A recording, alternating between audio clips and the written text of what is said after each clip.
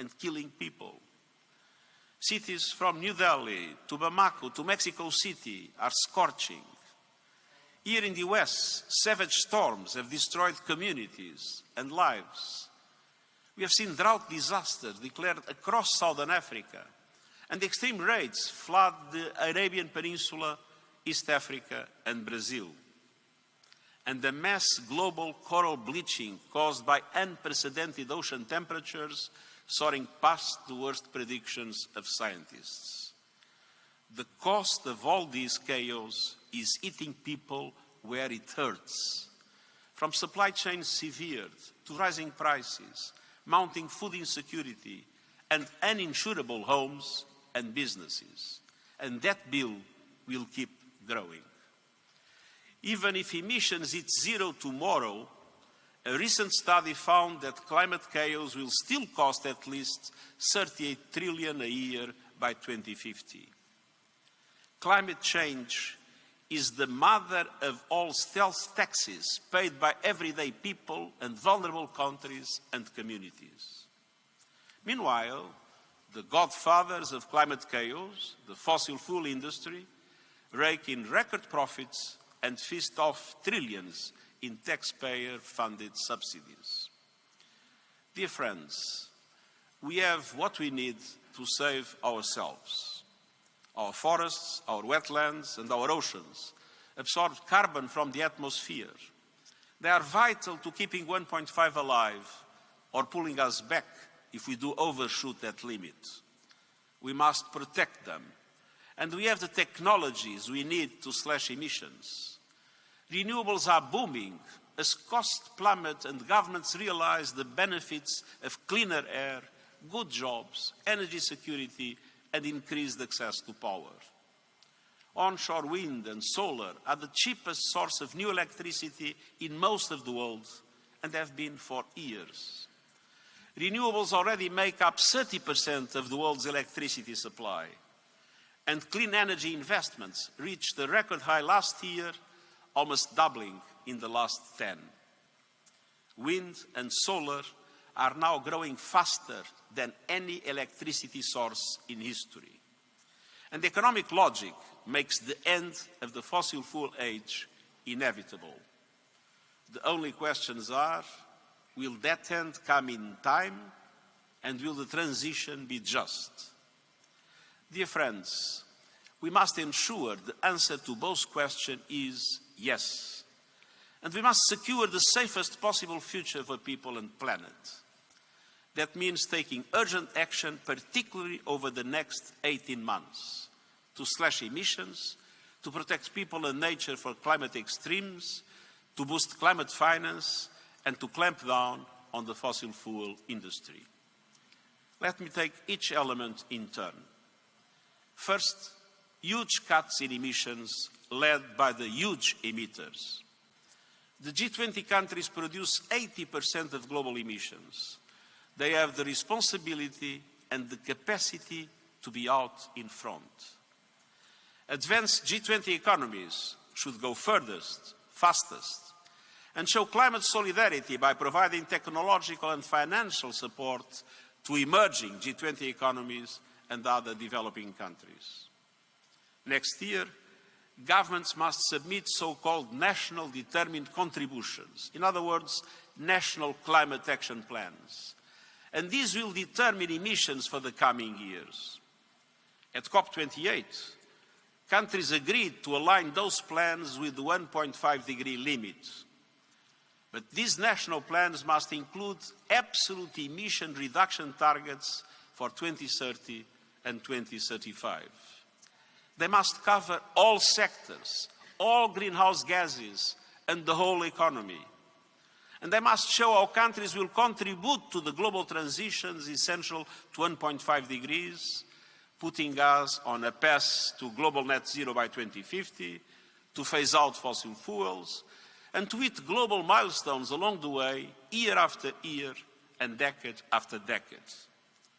That includes, by 2030, contributing to cutting global production and consumption of all fossil fuels by at least 30%, and making good on commitments made at COP28 on ending deforestation, doubling energy efficiency, and tripling renewables.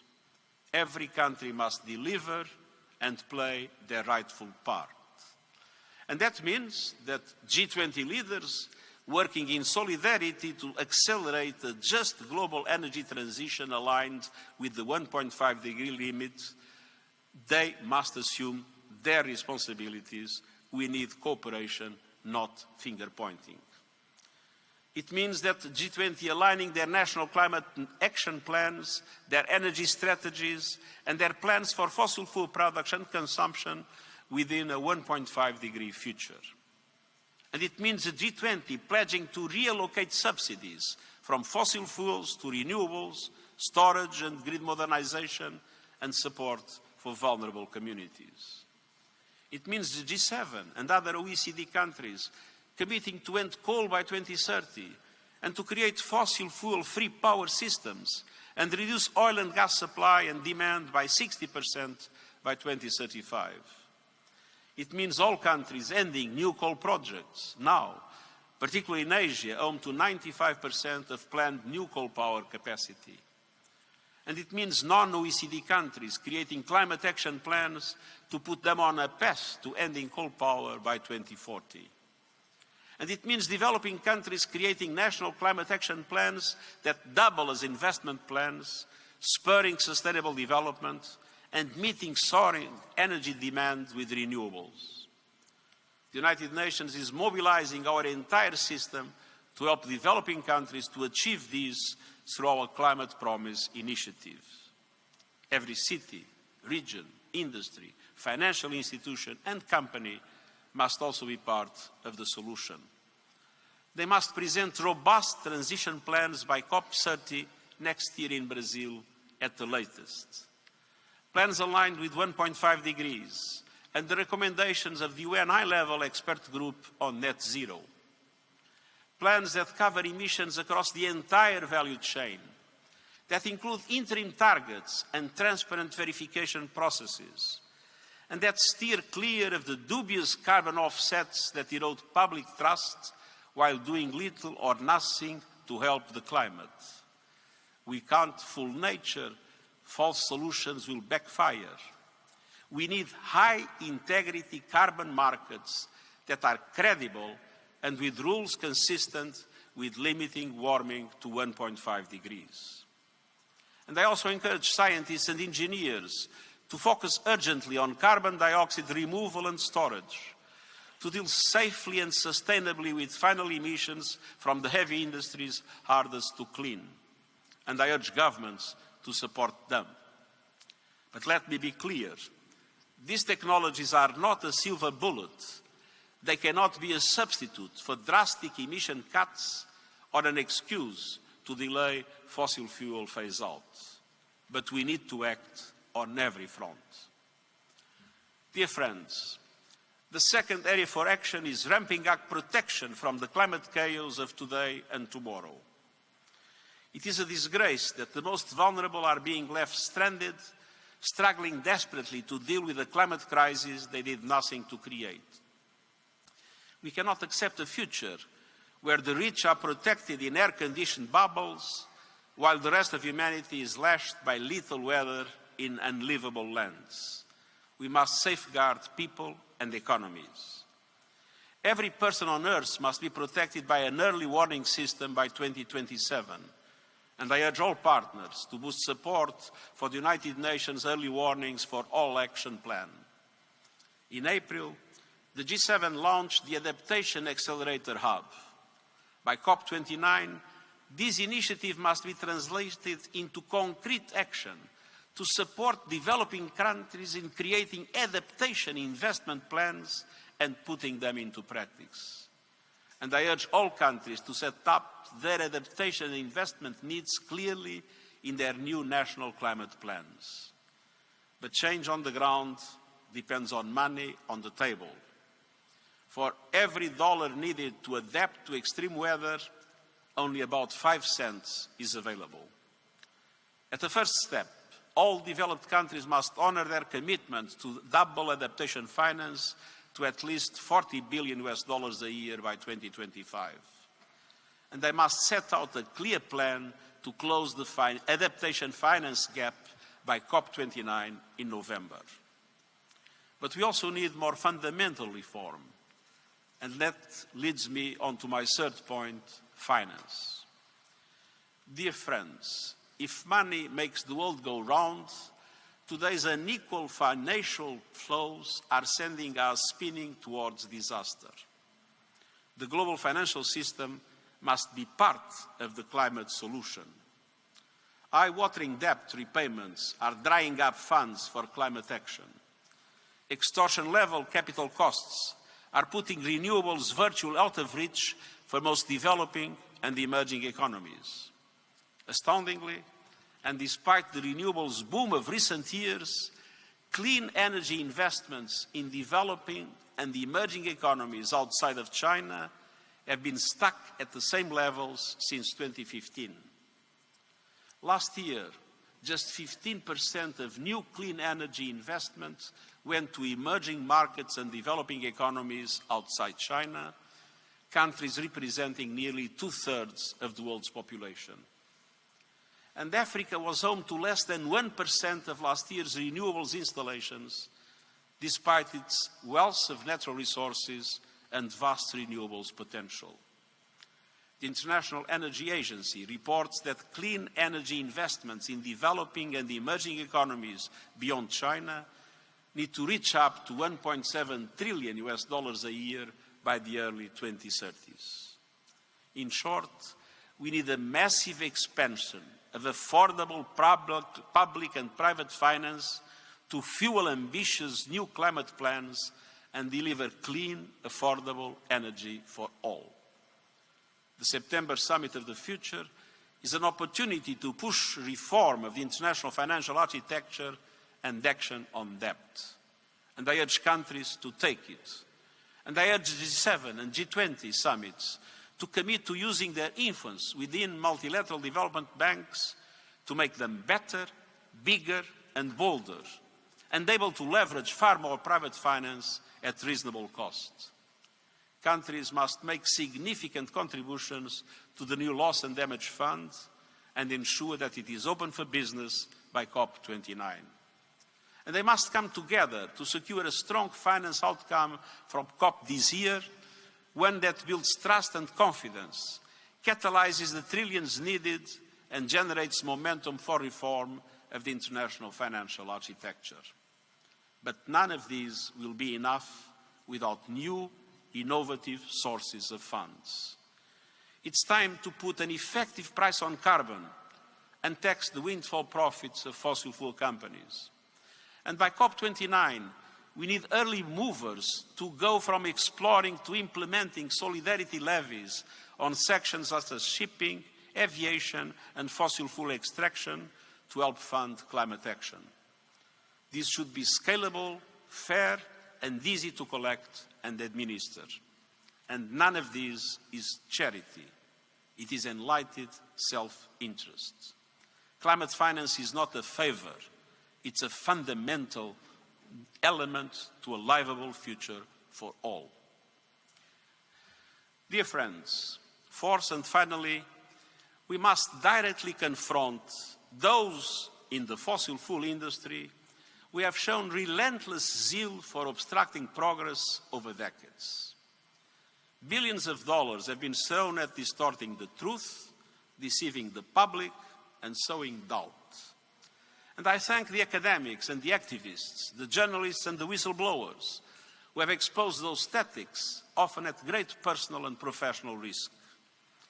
And I call on leaders in the fossil fuel industry to understand that if you are not in the fast lane to clean energy transformation, you are driving your business into a dead end and taking us all with you. Last year, the oil and gas industry invested a measly 2.5% of its total capital spending on clean energy. Doubling down on fossil fuels in the 21st century is like doubling down on horseshoes and carriage wheels in the 19th. So, to fossil fuel executives, I say, your massive profits give you the chance to lead the energy transition. Don't miss it.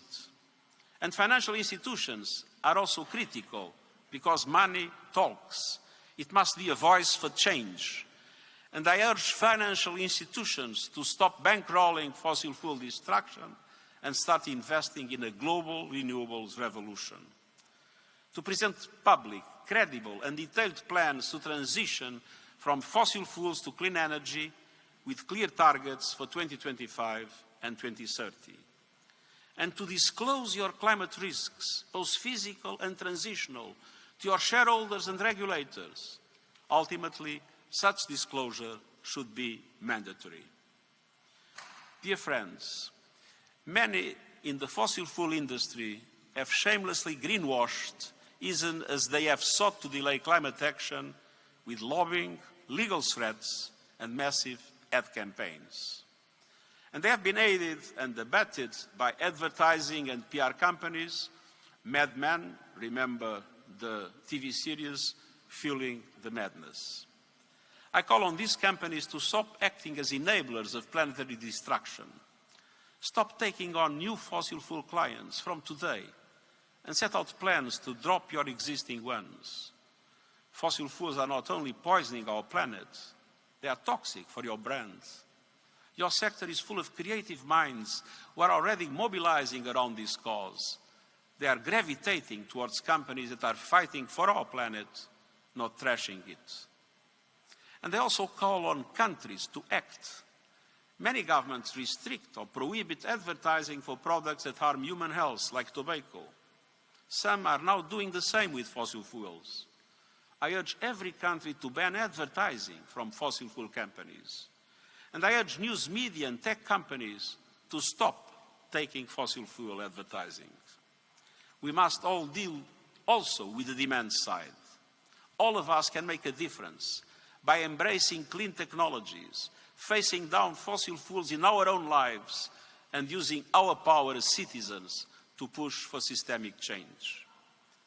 In the fight for a livable future, people everywhere are far ahead of politicians.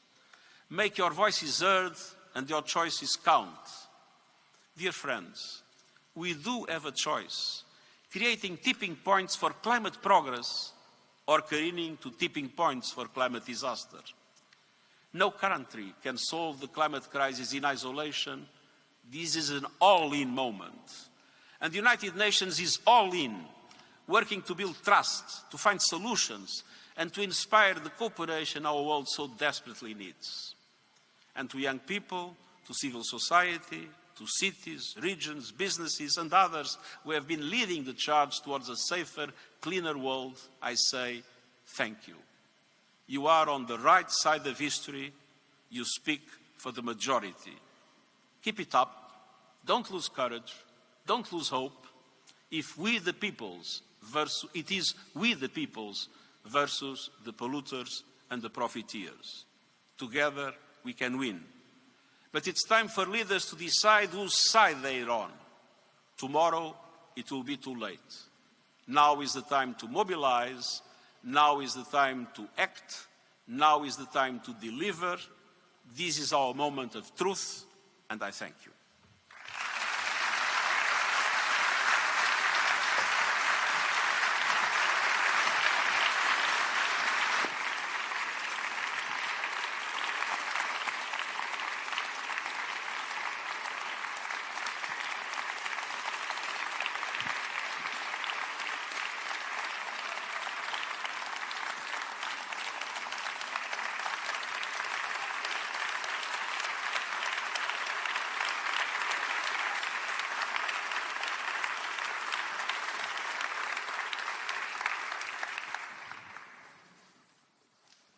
Secretary-General, I'm so glad the applause has stopped so that we can have a conversation. I was a little worried it would take the rest of the hour. It is so good to see you. You have made more than 100 speeches and addresses about climate action. You have sat down and done more than 50 interviews with the media or press briefings about climate action, plus all of the social media posts and videos. What distinguishes the address that you just delivered from all of the others? I think that what distinguishes this address is the recognition that we are really in a moment of truth. And now there is no time to lose. As I was speaking, 3 reports were published today.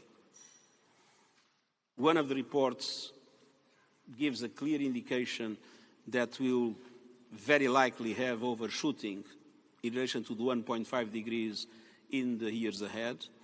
It's not a tragedy, because the 1.5 degrees is seen as an objective, as a long-term objective, and is a limit that we need to respect until the end of the century. But this is a very, very strong alert.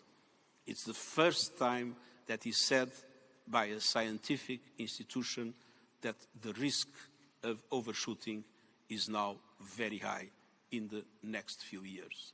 And we need to act fast to make sure that if there is an overshooting, we recover quickly. Second, a clear indication that we had the last 12 months, months after months, the hottest months in history, which shows that we are really coming to the moment of truth. And finally, the indication by scientists that we are very close to some tipping points. I mentioned 5 of the tipping points we are getting very close to. The risk of it can last for a long period, and if we act, even if there is an irreversible tipping point, if we act effectively, we can prolong it for more than 1,000 years. But there is a risk of reaching a tipping point in relation to the melting of Greenland, of West Antarctica, in relation to the coral reefs in the large part of the earth, or of the oceans, a serious risk in relation to permafrost and to what we are already witnessing in, namely, the Arctic areas, and a huge risk about the Labrador currents. And we all know the impact that it would have in relation to the weather in Europe. So we are getting very close to these tipping points, which means very close to a moment in which there will be an acceleration much faster than everything we have witnessed until now, because there is an effect in which those tipping points have that power of acceleration. And so this is a moment in which it's with the COP coming, and then the COP in Brazil in the next year, with key decisions to be made, and with countries now preparing the so-called national determined contributions. This is the moment in which the key decisions must be made. And that is what makes different the intervention I made today. We have no more time to lose. You are very direct about your feelings about the fossil fuel industry. You call them the godfathers of climate chaos. Your potent call to action regarding the fossil fuel industry is sponsorship. Ads, do not pay for them if they come from the fossil fuel industry. Why are you calling for that very direct action now? Because I think the fossil fuel industry has an historic opportunity. They are having record profits, and they can lead the renewables transition. They can be the massive investors in the new forms of energy. And if they are the massive investors in the new forms of energy, they will keep the leadership in energy that they have today. If they double down on what they do today, and I've just said that only 2.5% of their investment goes to renewables, sooner or later, that is inevitable, their business model will be outdated. So I think this is also an opportunity for the fossil fuel industry to understand that they must take the huge resources that they manage, they take them to make them the leaders of the renewables transition, guaranteeing that they will go on in the decades to come to be leaders in the global energy sectors in the world. Secretary-General, there is this conflict of interest between making money for the fossil fuel industry and being good stewards of the planet Earth. How much empathy do you have for nations and communities who are driven by the money they make from the fossil fuel industry? Their economies rely on fossil fuels. If you notice what I said that we need a transition, but we need a just transition. And obviously, we cannot treat everybody in the same way. It is clear that for some, namely developing countries that rely a lot in the fossil fuel industry, we need to have very important programs of support in order to help them do their own transition. But that is a responsibility that developed countries have in order to make sure that transition is just. And it's not only a question of countries, it's a question of people that work in the sector. There will be, whenever there is a technological revolution, and we are witnessing that technological revolution in energy as in artificial intelligence. Whenever there is a technological revolution in the world, in the times that follow, we have a massive acceleration of economic growth and economic development. But there is people that lags behind, because that revolution does not treat equally everybody. So we need at the same time to accelerate that transition that is essential, but at the same time to establish the programs, social programs of different nature, regional programs and programs of support to the countries impacted in order to be able for them to adapt to the new situation and not to be lagging behind in a very dramatic situation. I am going to share this conversation with you, with many of the people around the world who wanted to ask you questions as well. One from Instagram. Developed nations investing in green technology, what should they be doing to help the developing nations who are, many of them, suffering or seeing the cause of climate change greater than in the developed nations? How can that technology help those two different areas? I think it is absolutely essential to have a huge acceleration on support to adaptation. And support to adaptation, especially in developing countries that are dramatically impacted. I mean, we have in this table, in this audience, the ambassador of Pakistan. I was there and I've seen the floods. I know the dramatic impact that represents. I was in Nepal and I see how the glaciers are melting at record speed, devastating communities in a tragic way.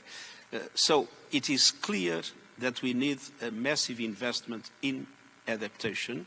It is clear that adaptation finance must grow in a very meaningful way, and multilateral development banks need to put a much larger share of their capacity on that. But it is true that the problem is not only money. It's a problem of organization, it's a problem of technology. So it is essential that countries that have problems with the impacts of climate change develop their own plans, but it is essential that developed countries provide them with the technologies that are necessary for the best use of those investments to protect their populations and their economies. Eloise Ferreira wanted to ask you this question, and it was really thinking about Hurricane Otis in Acapulco in Mexico, major hurricane damage. What would you advise for governments and areas, regions that are on the coast about how to be ready for perhaps a very devastating hurricane season that's coming up? What is the preparedness they should be doing now beyond early warning? Well, there are a number of investments that can be done to minimize the impact of such impacts, of such hurricanes. I've recently visited some islands in the Caribbean where they have had different works of protection of the coast. I've seen also in the Caribbean different examples of investing in the housing sector to guarantee that the houses and the warehouses and the other installations are better prepared to resist the hurricane. And I've seen places where constructions that are not adequate are destroyed and constructions that are adequate can resist. So there are lots of things that can be done in preparation to minimize the impact of these hurricanes. But our obligation as an international community is to do everything that is needed to stop this growth of emissions, to reduce drastically emissions, and to make sure that we do not go on in this acceleration in which year after year we have hurricanes that are more frequent, more devastating, and with more terrible consequences for the populations that are impacted. This, Secretary-General, was a very popular question, came from many different platforms, but I'm going to use Alexandria's words from Portugal. How can we do more to engage in climate action as individuals, and then how can NGOs be part of a climate action alliance? Well, first of all, individuals have the right to vote. It's good to exercise the right to vote in line to objectives of climate action. Individuals can organize themselves in different ways and can use social media platforms in a very effective way. We have seen how sometimes one individual can have a global impact just with a smart use of social media platforms. And then they can come together and build a strong civil society with the non-governmental organizations that are in the front line, that are already today in the front line in different aspects, supporting communities, namely in adaptation, but also raising their voices and being strong lobbyists in favor of climate action and in favor of all the reforms that are necessary in order to make sure that we stop this running into hell in which we are at the present time.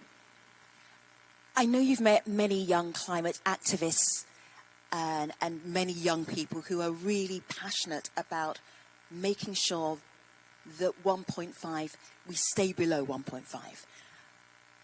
How do you balance your message between scaring us, like this has to happen now, there's an urgency, and then understanding that there are many people who have climate anxiety?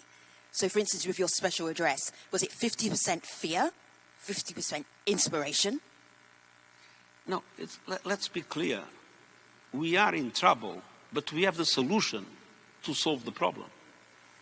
And I mean, the technological evolution is absolutely amazing. If you see what's happening in renewables and the reduction of the cost of renewables is absolutely amazing. I mean, artificial intelligence can become an extremely important instrument in relation to increasing our potential to fight climate change. We see how efficiency can be gained in different productive sectors, reducing emissions. I mean, we see news about what is being prepared in the maritime sector or in aviation. I mean, there is movement, there is will and capacity by many. What is lacking is essential political will and the capacity to face vested interests and not to abide by their pressure. So, Secretary-General, if I may say this, you are a very tough taskmaster, because usually in an address there might be one call to action, one ask. You lined up 33. It's a lot. It's a transformation of society, and it's a transformation of policy, and it is a real redesign of the priorities that we see in today's world. Unfortunately, climate change has been victim of a diversion of attention of public opinions, of governments and of media because of the horrible conflicts we are witnessing. We cannot let those horrible conflicts that need to be solved, we cannot let them distract us from what is the existential threat of our times for humankind, and that is climate change. And so, with all the problems we face, with all the difficulties we have, with all the conflicts, the divisions, the geopolitical problem, with all that, we need to say clearly, the existential problem of our times is climate change. And climate change must be, independently of everything else, a first priority we cannot put aside. If we were going to give everybody who's watching this address, whenever they are watching it, an assignment that is manageable, would you say go off and do all 33? Or would you say go and do 5, go and do 1? What do we leave our audience with? I didn't understand your question. Can you? Your 33 calls to action. Yes. Shall we start with 1 or 5? How do we do that? What is manageable? Everything is manageable.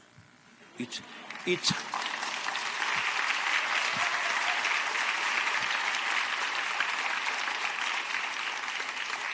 strictly a matter of political will. Everything is manageable. If you see any development plan of any country, there are hundreds of measures. If you see our proposals for the Summit of the Future, there are lots of different measures that the member states are now discussing based on the work of co-facilitators that are representatives of member states that are preparing the documents for the Summit of the Future. There is an enormous amount of proposals. I mean,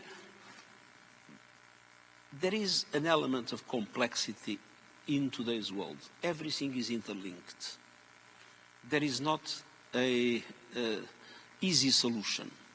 We must act in all fronts because all fronts are interlinked.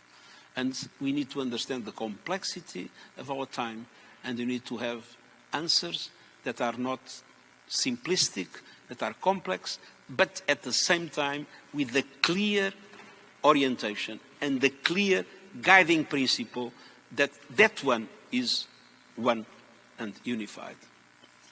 Secretary-General Antonio Guterres, thank you for sharing your special address on climate action with us today. We appreciate you and your time, and thank you for watching. Thank you very much.